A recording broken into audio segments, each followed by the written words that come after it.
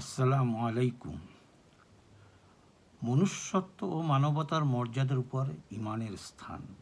বিসমিল্লাহির রহমানির রহিম। ইমান মানুষের এই ইজ্জত সম্মান মুমিনের অন্তরে দৃঢ়মূল করে দেয় এই হিসেবে যে সে মানুষ। কিন্তু মুমিন হওয়ার দিক দিয়ে তার তাৎপর্য আরও গভীর ও সূক্ষ্ম। ইমানই মানুষকে আরও ঊর্ধ্বে তুলে দেয়, সেই ঊর্ধ্ব পর্যন্ত আর কেউ পৌঁছাতে পারে না। ইমান গ্রহণের পর ইমান সম্পন্ন লোকদের সমাজের একজন হওয়ার কারণে তার সম্মান ও মর্যাদা আরও ঊর্ধ্বে উত্থিত হয়। সে সম্মান ও মর্যাদা অন্য সব কিছু থেকে স্বতন্ত্র ও বিশিষ্ট।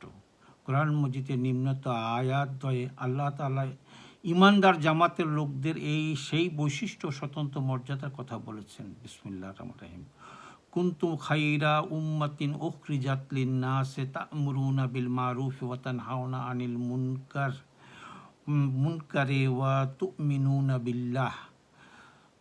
আলে ইমরান 110। তোমরাই হচ্ছে সর্বোত্তম জাতি, তোমাদের সৃষ্টি করা হয়েছে মানুষের কল্যাণের সাধনের উদ্দেশ্যে।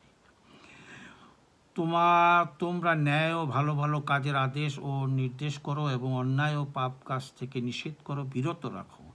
আর তোমরা সব সময় ঈমান রাখো এক আল্লাহর প্রতি।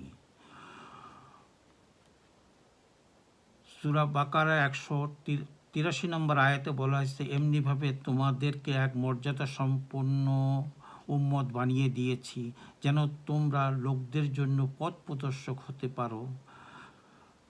সূরা হজের 78 নম্বর আয়াতে বলা হয়েছে, তিনি তোমাদেরকে মর্যাদা করে বাছাই করে নিয়েছেন এবং দিন পালনের ব্যাপারে তোমাদের উপর কোনো অসুবিধা চাপিয়ে দেননি।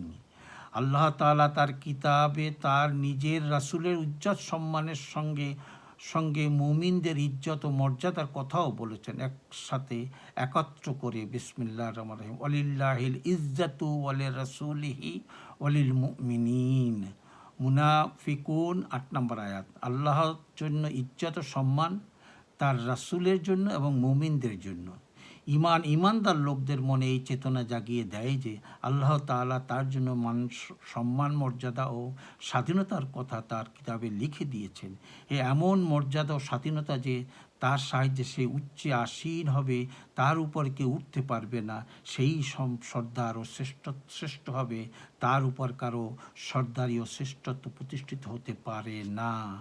আল্লাহ আমাদেরকে সহি সালামতে রাখুক, এই দোয়া করি। আলহামদুলিল্লাহ। আল্লাহু আকবার।